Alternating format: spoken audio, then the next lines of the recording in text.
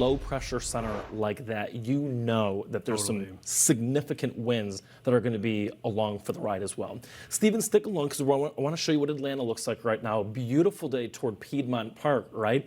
Storms, though, are expected to arrive by the time we get to this weekend. Want to bring in Fox 5 Atlanta meteorologist Lauren Robinson. Lauren, so good to see you, and so good to see you enjoying the weather out there. Lauren, you know, from what I understand, you've worked in Denver, you've worked in Omaha, you're from LA. It looks beautiful right now, right? But boy, big changes on the way by this weekend for you. That's right, Michael, and it really is the calm before the storm. Yesterday, we had an absolutely picture-perfect day, sunny skies, temperatures in the upper 70s. While it was above average for this time of year, it was a beautiful day for those outdoor activities. Now, today, we're still getting a mix of sun and clouds, those temperatures in the upper 70s, and as we move into the later afternoon to evening hours today, we're expecting our first round of storms. None of these really looking to be severe, just a level 1 out of 5 on that severe scale today. Moving into Saturday, though, that's where we're really focusing our attention because we're really expecting some very strong storms all across central and north Georgia, and that includes right here in metro Atlanta. And we're looking for the 3 major players to possibly show up on Saturday afternoon all the way into Sunday morning, and that's going to be large hail, that's going to be damaging winds, and that's even going to be the possibility for some tornadoes to show up. That threat, Lauren, I'm concerned that these storms are going to be moving late at night through Atlanta. It's going to be one of those nocturnal events, and I think that's the biggest concern. The one other component, because I can't help but see the trees behind you, Lauren, and hear the birds. The spring has sprung in the south, but so has the pollen. Allergies been a problem, so maybe this system can, as you know, harmful it could possibly be from a severe weather perspective, it's going to clear out the air for maybe a couple of days, right?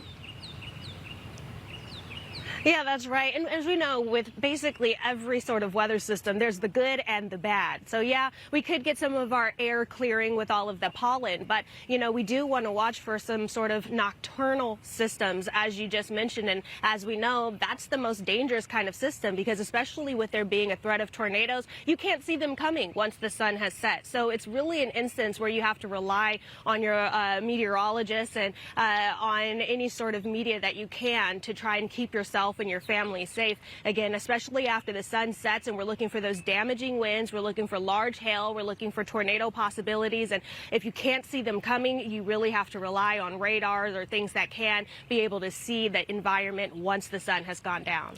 Yeah, and you know, Lauren, I'm going to jump in here again and ask you another quick question. I used to work in Macon, Georgia, about an hour and some change south of where you're at right now.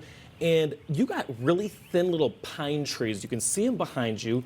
You sneeze and sometimes those things start to snap, right? My question is, it's the wind field out of this for you guys. We're talking 50 to 60 mile per hour wind gusts possible out of this. Right. Right, and you know, that's a good point to mention. We do have those primary factors, which are the big 3, the hail, the tornadoes, and then the gusting, damaging winds. But then you have those secondary players, and that's going to be flash flooding, that's going to be broken tree limbs, that's going to be those tree limbs possibly falling on power lines, creating massive power outages. So there are multiple levels to systems this strong that can come through any time of the day. But then again, specifically, once the sun has set, you really want to watch for those secondary factors, the flooding and the tree limbs going down on homes, cars, power lines that could really wreak all sorts of havoc.